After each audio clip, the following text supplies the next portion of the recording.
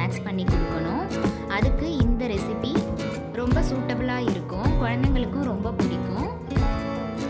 இந்த ஆனியன் பக்கோடா செய்கிறதுக்கு ஒரு 4 பெரிய வெங்காயம் நைஸாக கட் பண்ணி பவுலில் சேர்த்துருக்கேன். இது கூட 2 பச்சை மிளகாய் நைஸாக கட் பண்ணி அதையும் சேர்த்துக்கிறேன். வாசனைக்காக கொஞ்சம் கருவேப்பிலை.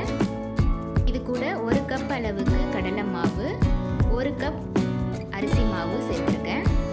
தேவைக்கு ஏற்ப உப்பு சேர்த்துக்கலாம். 2 பிஞ்சஸ் அளவுக்கு பேக்கிங் சோடா சேர்த்துக்கலாம். கொஞ்சமாக பெருங்காயத்தூள் சேர்த்துக்கிறேன். 1/2 டீஸ்பூன் அளவுக்கு மிளகாய்த்தூள் சேர்த்துருக்கேன்.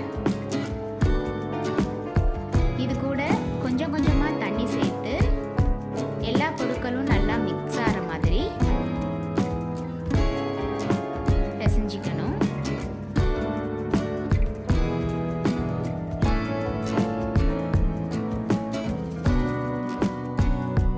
லாஸ்ட்டாக இது கூட 1 டீஸ்பூன் அளவுக்கு கார்ன்ஃப்ளவர் சேர்த்துக்கிறேன். இது ஆப்ஷனல் தான். நெக்ஸ்ட்டு இதை பொரிச்சு எடுக்கிறதுக்கு ஒரு கடாயில் ஆயில் சூடுபடுத்திருக்கேன்.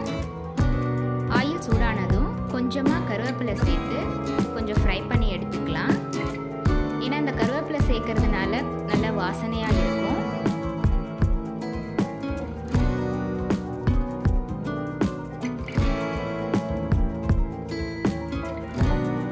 இப்போது மிக்ஸ் பண்ணி வச்சிருக்கிற மாவை கொஞ்சமாக எடுத்து ஆயிலில் உதிர்த்து விடணும். ஸ்டவ்வை மீடியம் ஃப்ளேமில் வச்சு கோல்டன் ப்ரௌன் வர வரைக்கும் ஃப்ரை பண்ணி பிளேட்டில் எடுத்துக்கலாம். அவ்வளோதான், டீ போடுற டைமில் ரெடி பண்ணக்கூடிய ஆனியன் பக்கோடா ரெடி ஆயிடுச்சு. நீங்களும் ட்ரை பண்ணி பார்த்துட்டு எப்படி இருக்குன்னு உங்கள் கமெண்ட்ஸை ஷேர் பண்ணுங்கள்.